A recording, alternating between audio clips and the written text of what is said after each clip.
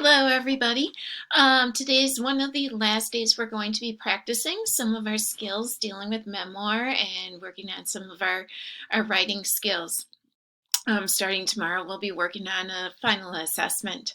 But I wanted to review verbs with you. Several of you have been dabbling in beginning sentences with verbs, and that's what I really wanted to focus on with you, and making sure we have the correct punctuation as well as a complete sentence at the end.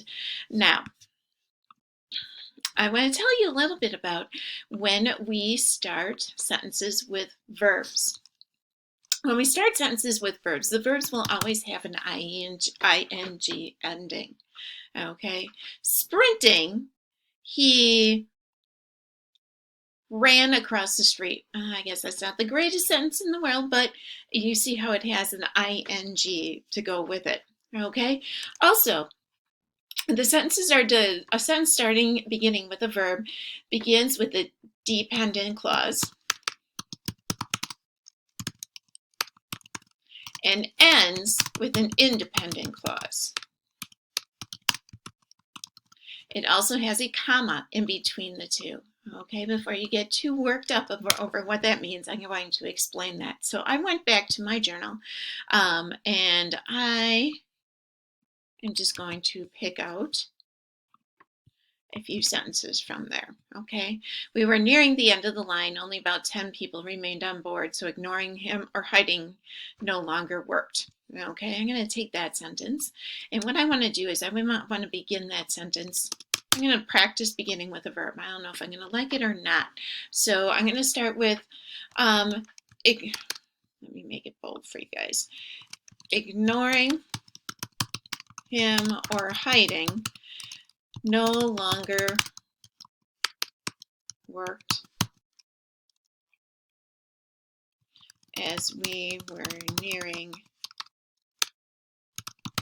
the end of the line. Now let's go with nearing the end of the line. Only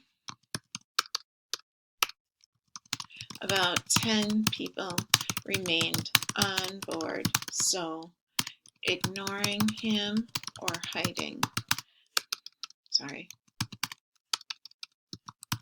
no longer worked.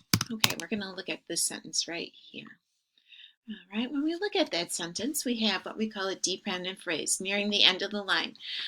There is no subject in that sentence, so therefore we call it a dependent clause. It's dependent on the rest of the sentence, okay? So if we look at the rest of the sentence, only about 10 people remained on board, so ignoring him or hiding no longer worked.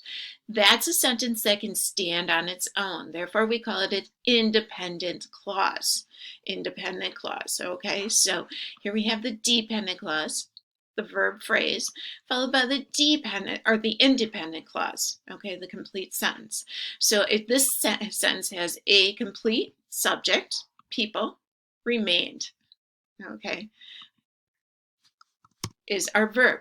Remember, every sentence has a subject and a verb. Independent clauses have subjects and verbs and it can be considered a complete sentence. It's followed with this. Let's work on another one. Scanned is my verb in this one. I'm going to make it nice and bolder for you.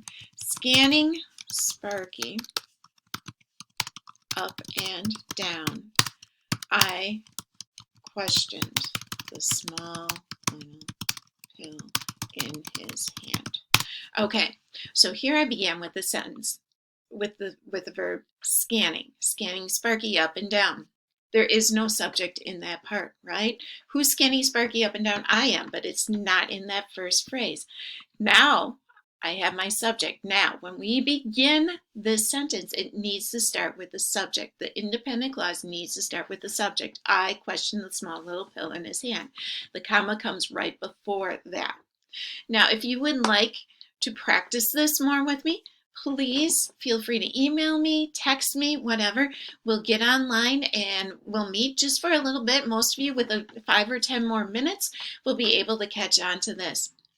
I highly recommend this lesson for those of you that I have been writing in the comments. You might want to begin with a verb phrase. You might want to begin with a verb phrase, or you might want to try this. And several of you have been attempting this. Last but not least, why do we begin with a verb? It adds a lot of action and it makes your story move. Okay, it's much more interesting to see scanning Sparky up and down than I scan Sparky up and down. Okay, anytime we have that active verb in there, and we're beginning with action, it makes our writing a lot more thrilling. So good luck working on.